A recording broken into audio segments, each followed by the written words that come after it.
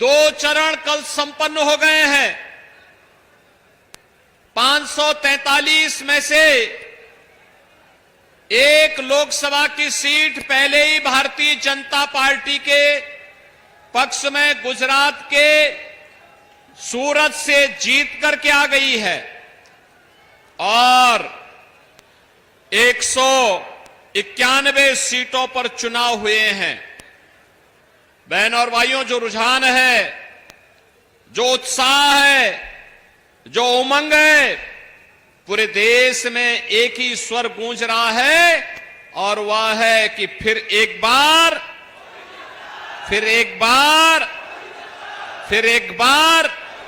मोदी सरकार का। बहन और भाइयों, ये मोदी सरकार का जो स्वर गूंज रहा है, ये अचानक नहीं गूंज रहा है। इसके लिए मोदी जी ने 10 वर्ष के अंदर देश के अंदर जो कार्य किया है, वे कार्य आपके सामने हैं और इसीलिए मैं भी आपसे अपील करने के लिए आया हूं कि उज्जवल भविष्य, भारत के उज्जवल भविष्य के लिए, आत्मनिर्भर भारत के लिए, विकसित भारत के लिए भारतीय जनता पार्टी आवश्यक है और भारतीय जनता पार्टी को विजयी इसलिए बनाना है क्योंकि मोदी जी ने 10 वर्ष तक बिना रुके, बिना टिके, बिना थके, बिना झुके देश के लिए कार्य किया है। उसका लाभ हमें प्राप्त हो रहा है।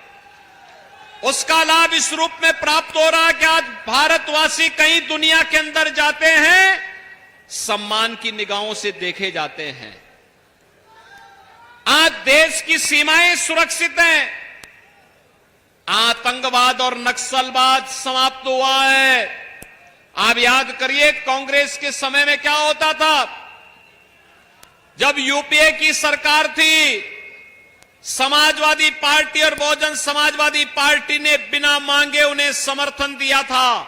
तब आतंकी विस्फोट होते थे और कहा जाता था कि इस आतंकी विस्फोट के पीछे पाकिस्तान का हाथ है।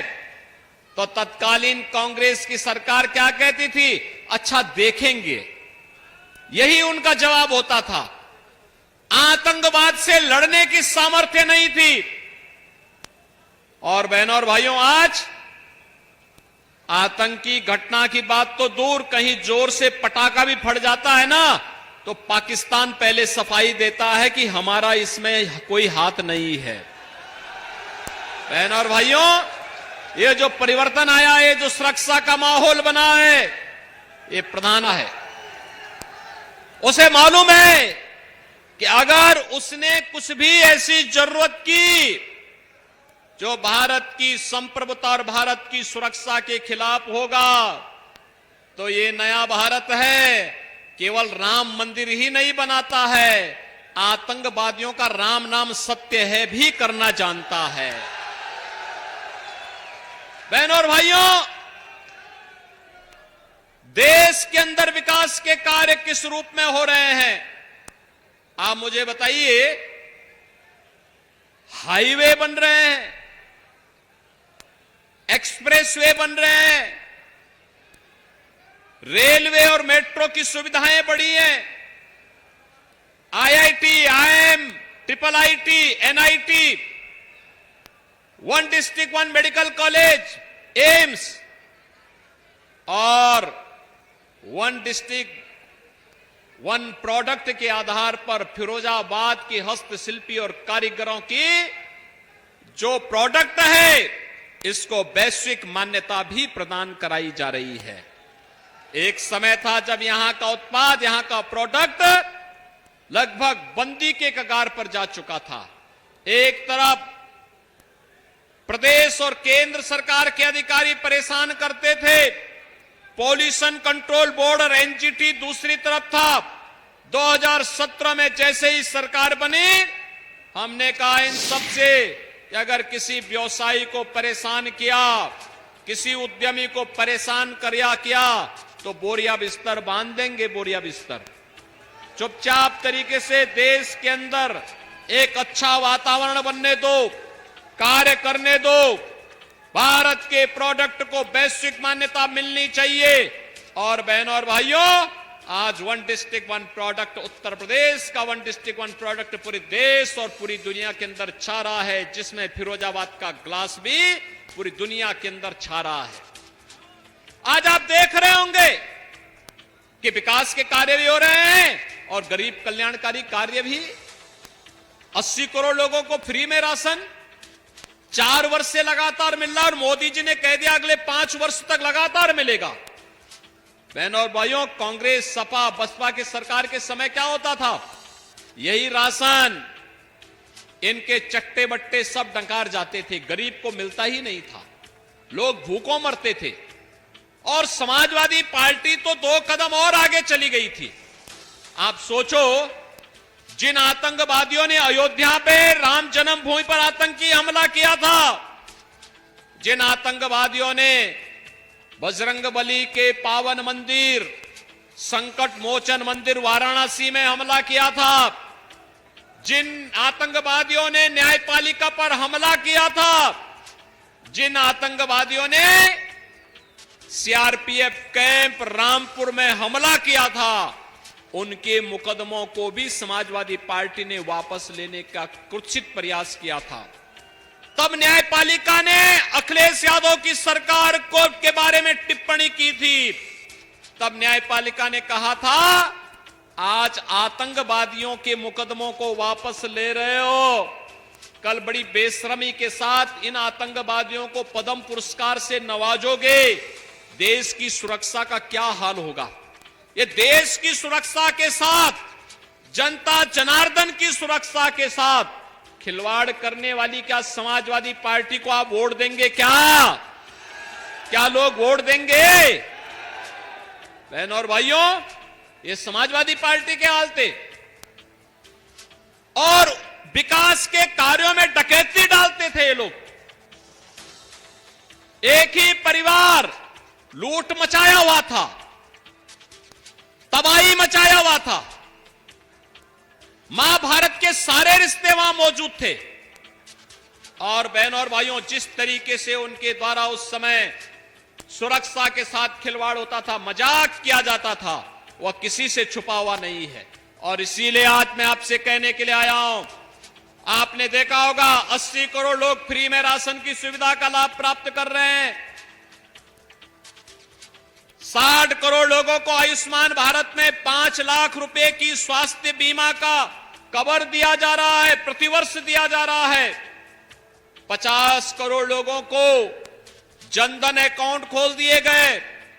और जिन लोगों के पास उपचार की सुविधा नहीं होती है, कोई विधायक, कोई सांसद, कोई महापौर, कोई जिला पंचायत अध्यक्ष, कोई अन्य पदाधिकारी या वो पीड़ित भी अगर मुझे एक पत्र भेज देता है कि मेरे परिवार में फलाना व्यक्ति बीमार है, डॉक्टर का ये एस्टिमेट है, कोई विधायक, कोई सांसद, कोई महापौर, कोई जिला पंचायत अध्यक्ष, कोई अन्य पदाधिकारी या वो पीड़ित भी अगर मुझे एक पत्र भेज देता है कि मेरे परिवार में फलाना व्यक्ति बीमार है, डॉक्टर का ये एस्टिमेट है, मेरी सामर्थ्य नहीं है, तो मैं मोदी जी के द्वारा बनाए गए उसके अकाउंट में सीधे पैसा भेज देता हूं कि जाओ भाई, ये तुम्हारा अधिकार है, उपचार करो, कहीं कोई समस्या नहीं आएगी, हम साथ में खड़े हैं।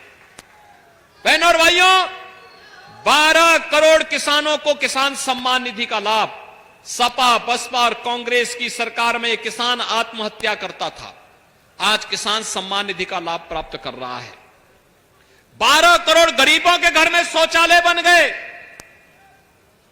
नारी गरिमा की भी रक्षा हुई और बीमारियों से भी मुक्ति मिली। 10 करोड़ गरीबों को फ्री में रसोई गैस का सिलेंडर भी मिल गया, आंख की रोशनी भी बच गई। और साथ साथ उत्तर प्रदेश में तो हमने कहा है कि होली और दीपावली में फ्री में रसोई गैस का भरा हुआ सिलेंडर इन परिवारों को उपलब्ध करवाने का काम करेंगे और हम दे भी रहे हैं। बहनों और भाइयों, 4 करोड़ गरीबों को मकान मिल गए, 2.5 करोड़ गरीबों के घर में बिजली पहुंच गई, हर घर नल की योजना साकार हो रही है। क्या इसमें किसी की जाति देखी गई? क्या किसी का मत और मजहब देखा गया क्या? अरे जो भारत का नागरिक है, जरूरतमंद है, उसको योजना का लाभ मिलना चाहिए। और इसके लिए मोदी जी ने नारा दिया था, सबका साथ सबका विकास। सबका साथ और सबके विकास के साथ जब सरकार कार्य करती है, सही लोकतंत्र को मजबूत करती है, और यही राम राज्य की अवधारणा भी है। बहनों और भाइयों, यही राम राज्य की अवधारणा है। आज जो मैं आपको बताने के लिए आया हूं या बताने के लिए आया हूं, ये चुनाव है। ये चुनाव देश के भविष्य को तय करने वाले हैं। कांग्रेस जो समाजवादी पार्टी के गठबंधन का सबसे बड़ा धड़ा है, समाजवादी पार्टी तो बेकार का चुनाव लड़ रही है। आप मुझे बताओ, देश में सरकार बनाने के लिए समर्थन चाहिए 273 सांसदों का, और समाजवादी पार्टी कुल चुनाव लड़ रही है 63 सीटों पर। तो क्या 63 सीटों पर चुनाव लड़ करके क्या कोई देश के अंदर सरकार बना पाएगी क्या? ये तो बेकार की बातें करते हैं। और कांग्रेस भी पूरे 543 सीटों पर चुनाव नहीं लड़ रही है। कांग्रेस भी नहीं लड़ रही है। पहले ही, यानी अखाड़े में आने के पहले ये युद्ध हार चुके हैं, प्लान का रास्ता अपना चुके हैं। लेकिन इनके मंसूबे देश के लिए कितने खतरनाक हैं, ये तो देखो। पहले आप देखो, 1947 में कांग्रेस के कारण देश का विभाजन हुआ था। 1947 में देश को बांटा। अब कांग्रेस ने अपने मैनिफेस्टो में कहा है कि हम हर व्यक्ति की संपत्ति का सर्वे करवाएंगे और फिर उस पर एक विरासत टैक्स लगाएंगे और फिर उसमें से आधी संपत्ति को अपने कब्जे में ले लेंगे। क्या आप इसको स्वीकार करेंगे क्या? अरे मेहनत आपके बाप दादों ने किया, वो संपत्ति उन्होंने आपके लिए संपत्ति सुरक्षित रखी, और अब कांग्रेस कह रही है कि हम इसको बांट देंगे। और किसको बांटेंगे? ये बांटेंगे बांग्लादेशी घुसपैठियों को, रोहिंग्या और अन्य ऐसे तत्वों को जिन लोगों के द्वारा आबादी बढ़ाने का एक प्रतरफा मिशन चलता है। बहनों और भाइयों, ये लोग देश की सुरक्षा के साथ खिलवाड़ करके भारत के तालिबानीकरण की नींव रखना चाहते हैं। दूसरा कार्य मैनिफेस्टो में आप देखिए, कांग्रेस क्या कहती है? इसने कहा है अनुसूचित जाति, जनजाति और पिछड़ी जाति के हकों पर ये लोग डकैती डालने वाले हैं, और समाजवादी पार्टी भी उनका सहयोग कर रही है। किस रूप में? आप सोचिए, जब कांग्रेस की यूपीए की गवर्नमेंट थी, तब कांग्रेस ने जस्टिस रंगनाथ मिश्रा की अध्यक्षता में एक आयोग का गठन किया था, उसको रंगनाथ आयोग कहते हैं। उसमें उसने कहा था कि, बहनों और भाइयों, उसने कहा था कि पिछड़ी जाति को मिलने वाले 27% आरक्षण में 6% मुसलमानों को दे देना चाहिए। भारतीय जनता पार्टी ने पुरजोर विरोध किया था और कहा था कि भारत का संविधान धार्मिक आधार पर विभाजन का पक्षधर है, धार्मिक आधार पर किसी भी रिजर्वेशन का पक्षधर नहीं है, क्योंकि धार्मिक आधार पर दिया जाने वाला कोई भी आरक्षण देश के विभाजन की नींव रखने वाला है। इसी आधार पर देश का विभाजन हुआ था और भारतीय जनता पार्टी ने पुरजोर विरोध किया था। कांग्रेस के मंसूबे पूरे नहीं हो पाए। उन्होंने उस समय अनुसूचित जाति के लोगों को के अधिकारों पर भी सेंध लगाने का प्रयास किया था। सच्चर कमेटी की रिपोर्ट भी लागू करने का प्रयास किया था। ये सभी कांग्रेस के पाप थे। समाजवादी पार्टी और बहुजन समाजवादी पार्टी उस समय इनको सपोर्ट करती थी, लेकिन भारतीय जनता पार्टी ने अनुसूचित जाति, जनजाति और पिछड़ी जाति के लोगों के अधिकारों की रक्षा की थी। और आज कांग्रेस अपने मैनिफेस्टो में फिर से कहती है, क्या कहती है? कि यह फिर से इसको लागू करने का प्रयास, इसको लागू करेगी। कांग्रेस इसके भी आगे जाके कहती है, अब आप मुझे बताओ, क्या कृष्ण कन्हैया की धरती पर आप गौ कसी करने की छूट देंगे क्या? देंगे क्या? अरे मुझे बताओ, हमारे भगवान राम और हमारे भगवान कृष्ण तो इस धरती पर उनके अवतार का कारण ही क्या था? गौ ब्राह्मण की रक्षा करने के लिए अवतरित हुए थे। और ये क्या कहते हैं? कहते हैं हम अल्पसंख्यकों के रुचि के खान पान की पूरी स्वतंत्रता देंगे। यानी उनको बहुसंख्यकों की रुचि का खाना नहीं पसंद है, कांग्रेस को ये पसंद नहीं है। कांग्रेस का डीएनए भारत को और भारतीयता को पसंद नहीं करता है। समाजवादी पार्टी उन्हें बिना मांगे समर्थन देने के लिए हमेशा तैयार रहती है, और इसीलिए लोग कह रहे हैं, यानी रुचि का खाने का मतलब गौ कसी की छूट देना। क्या हिंदुस्तान इसको स्वीकार करेगा? क्या हिंदुस्तान इसको स्वीकार करेगा? क्या राम और कृष्ण के भक्त और उनके अनुयायी क्या इसको स्वीकार करेंगे? बहनों और भाइयों, कांग्रेस और सपा के इस मंसूबों को पूरा नहीं होने देना है। कांग्रेस एक और कार्य करती है, एक और बात कहती है कि अल्पसंख्यकों के व्यक्तिगत कानून लागू करेंगे। आप मुझे बताओ, 3 तलाक की कुप्रथा को रोक लगाई गई, क्या आप 3 तलाक की कुप्रथा को फिर से लागू करेंगे क्या? ऐसे लोगों को समर्थन करेंगे क्या? बहनों और भाइयों, हमें इन लोगों के मंसूबों को देखना होगा। देश के अंदर तालिबानीकरण, देश के अंदर माओवादी अपसंस्कृति को ये लोग जबरन थोपने का प्रयास करेंगे, और इससे पहले कि इनके मंसूबे सफल हों, अपने वोट की ताकत से इनको सही जगह पहुंचा देने की आवश्यकता है। और इसीलिए आज हम सब आपके बीच आए हैं। भारतीय जनता पार्टी इस चुनाव में आपके पास आई है।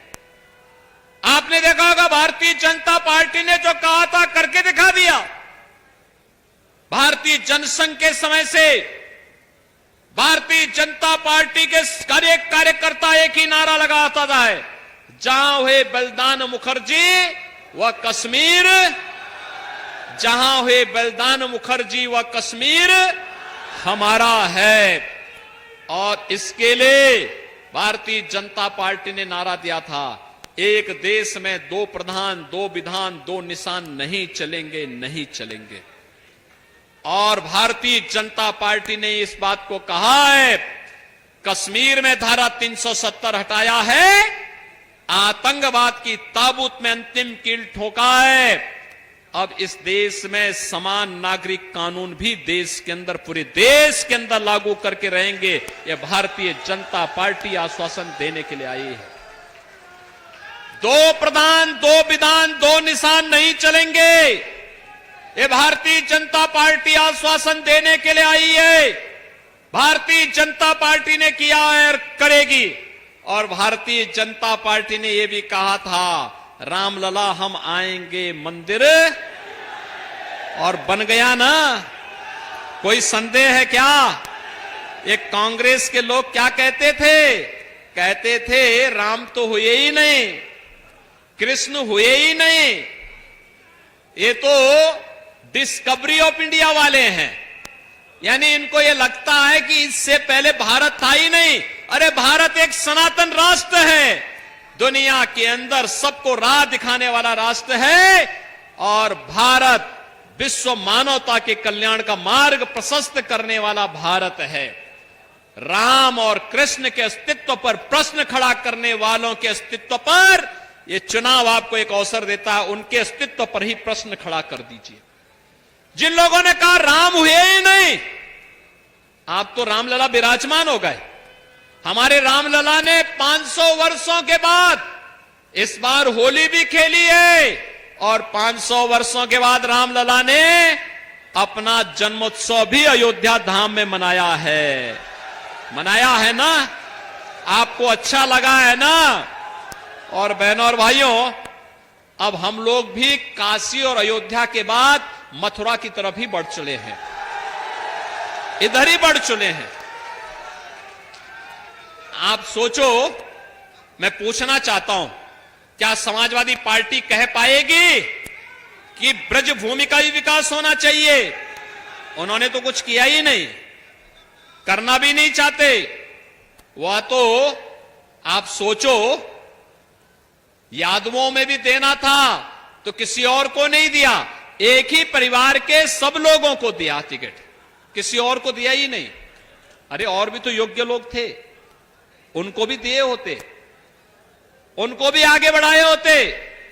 बहनों और भाइयों, ये लोग परिवारवादी लोग हैं, अपने परिवार के बाहर नहीं सोच सकते, अपने परिवार के बाहर नहीं सोच सकते। परिवारवाद के नाम पर जाति को ये लोग बदनाम करते हैं, सामाजिक ताने बाने को छिन्न भिन्न करते हैं, समाज और देश की सुरक्षा के साथ खिलवाड़ करते हैं, गरीबों के हकों पर डकैती डालते हैं, किसान को आत्महत्या करने के लिए मजबूर करते हैं, नौजवान को प्लान करने के लिए मजबूर करते हैं, व्यापारी को लूटने का काम करते हैं। भारतीय जनता पार्टी इसको स्वीकार नहीं कर सकती है। नौजवान के भविष्य के साथ खिलवाड़ करने वाले को हम लोग उसकी सही जगह पहुंचाने का काम करते हैं। और आपने देखा होगा, इन लोगों को किसी गरीब के साथ कोई सहानुभूति नहीं है। समाजवादी पार्टी और कांग्रेस के लोगों की गरीब के साथ सहानुभूति नहीं है, इनकी सहानुभूति तो माफिया के साथ में है। और माफिया के लिए कैसे फतिया ये लोग पढ़ते हैं, आपने देखा होगा अभी कुछ दिन पहले, देखा है ना, माफिया के लिए कैसे फतिया पढ़ते हैं। बहनों और भाइयों, मेरी आपसे अपील होगी, जो माफिया प्रदेश की सुरक्षा के लिए खतरा बने हुए थे, आपने देखा होगा कैसे ये लोग खतरा पैदा करते थे, वह आपके सामने है। मैं पूछना चाहता हूं समाजवादी पार्टी से, जो पूजा पाल इन्हीं की पार्टी की विधायक है, उनके पति राजू पाल की हत्या माफिया ने की थी कि नहीं की थी, और समाजवादी पार्टी के द्वारा प्रश्रय प्राप्त था कि नहीं था वो अब माफिया? उमेश पाल की हत्या माफिया के द्वारा की गई थी कि नहीं की गई थी? और क्या समाजवादी पार्टी का उसको प्रश्रय नहीं प्राप्त था? यही नहीं, कृष्णानंद राय की हत्या, कृष्णानंद राय की हत्या के साथ साथ 6 भाजपा के कार्यकर्ताओं की हत्या, सुरक्षा गार्डों की हत्या, तमाम अन्य निर्दोषों की हत्या ये माफिया करते थे, व्यापारियों की हत्या करते थे, अपहरण करते थे। तब तो इन माफियाओं के खिलाफ कार्रवाई नहीं होती थी। बहनों और भाइयों, जब माफिया अपनी मौत मर रहा है, अपने कृत्यों की सजा पा रहा है, आज उसके लिए लोग फतिया पढ़ने के लिए उसके घर जाते हैं। तो मेरी आपसे अपील होगी कि इनको 5 वर्ष और बोलो कि जाओ फतिया पढ़ो, हमें देश की सरकार बनाने दीजिए। सहमत है ना आप इसके लिए? और इसीलिए मैं आया हूं आज आपको कहने के लिए, विकास की जिम्मेदारी हमारी है। हम लोग तो विकास के कार्य के लिए ही आए हैं, और इसमें जो भी यहां फिरोजाबाद की समस्या को, टुंडला की समस्या को, यहां की जो भी बातें होती हैं, यहां के विधायक श्री मनीष सचीजा या हमारे जो विधायक गण हैं, हमारे जिला पंचायत अध्यक्ष हैं, हमारी महापौर हैं, ये जो भी समस्या हमारे पास पहुंचा देते हैं, उसका बिना देर किए हुए हम लोग विकास के साथ जोड़ करके उसको आगे बढ़ाने का काम करते हैं। और आज मैं आपके पास आया हूं अपनी एक समृद्ध विरासत को लेकर के।